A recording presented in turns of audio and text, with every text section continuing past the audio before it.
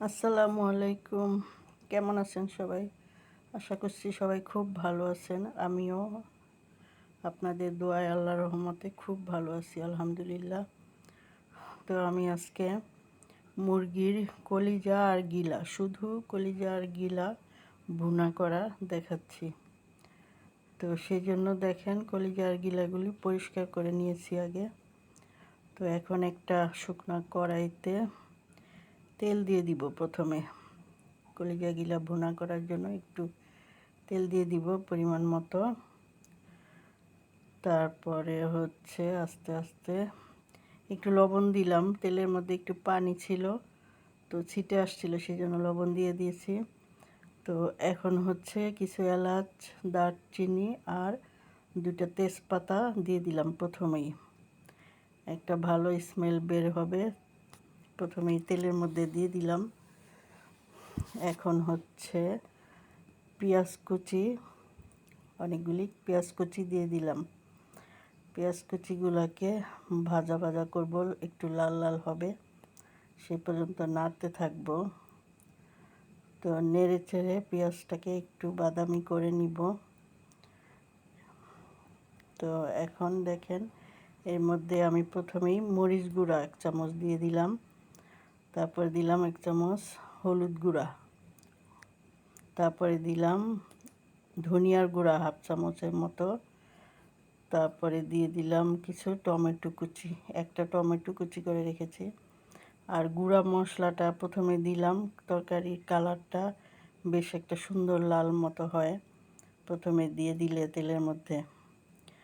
তো টমেটো দিয়ে বেশ সুন্দর করে মশলাটাকে কষিয়ে নিচ্ছি। এই পর্যায়ে কলিজা আর গিলাগুলি দিয়ে দিলাম। তারপর অন্যান্য মশলাও দিব।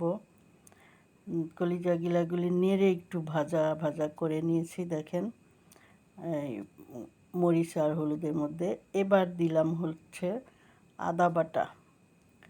আদা বাটা 1 চামচের একটু বেশি, আর রসুন বাটাও 1 চামচ।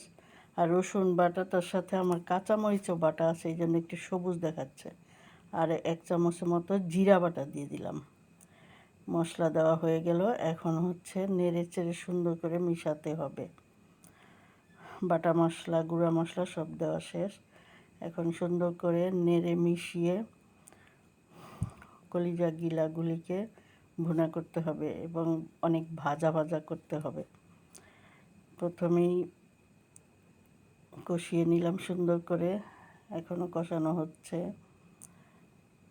দেখেন এই পর্যন্ত পানি দেওয়া হয়নি, ওই কলিজা গিলা থেকে পানি উঠে ওইটা দিয়েই কষানো হচ্ছে একদম সুন্দর করে, কোনো পানি এ পর্যন্ত দেওয়া হয়নি। তো এই পর্যায়ে আমি 2 কাপ পরিমাণ পানি দিয়ে দিলাম, কারণ গিলাগুলি তো একটু সিদ্ধ হতে হবে। তো পানি দিয়ে রান্না করব এখন ঢেকে। তারপরে দেখেন পানি অনেকটাই কমে গিয়েছে। তারপরে লবণটা একটু চেক করেছি, একটু লবণ দিতে হলো এক্সট্রা, আবার একটু লবণ দিলাম। আর শেষে দেখেন কিছু পেঁয়াজ কুচি রেখে দিয়েছিলাম, সেইগুলি দিয়ে দিলাম। এগুলি একটু মানে অর্ধেক সিদ্ধ হবে, একটু কাঁচা কাঁচা লাগে, খেতে খুবই ভালো লাগে, দিয়ে দেখবেন এইভাবে। তারপরে দিলাম কয়েকটা কাঁচামরিচ, 5-6টা কাঁচামরিচ ভেঙে দিয়ে দিলাম। এখন দিলাম ভাজা জিরার গুঁড়া। ব্যাস, সব মশলা দেওয়া শেষ। লবণও দেখে নিয়েছি, রান্নাও অলমোস্ট শেষ। তো ভিডিওটি কেমন লাগলো, ভালো লাগলে একটা লাইক করবেন, কমেন্ট করবেন, আর চ্যানেলটাকে নতুন বন্ধু যারা আছেন সাবস্ক্রাইব করে রাখবেন। আর আস্তে আস্তে ভালো লাগবে, হয়তো অনেকেরই ভালো লাগতেছে না, তো দেখতে থাকুন, দেখতে দেখতে ভালো লাগবে। আর হচ্ছে দেখেন রান্নাটা হয়ে গেছে, ফাইনাল লুকটা দেখেন। তো সবাই ভালো থাকবেন। আসসালামু আলাইকুম।